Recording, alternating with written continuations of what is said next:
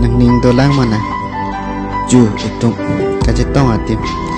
ka jing ki che than ko an do ni seng che parong konta pin an ke pi chong hoi da lu mana ni phan ma sap ta nang ngon he de kon le nang kol ta nang respond pe ko na ke chok lo tang ke lu hola nang ka jing ki phang ki ni phana son thot ki chong thoi ri ni la pen ni choi ni pen na lekri ko ta che babu na la pen ni thi the prang prang ni phan ni nang parong dun ta ko nang che tong lo please nang ni phan ni nang parong lo ulate ni ha chomarong ta ni che parong I ding ko ni ko ka si ka phel ni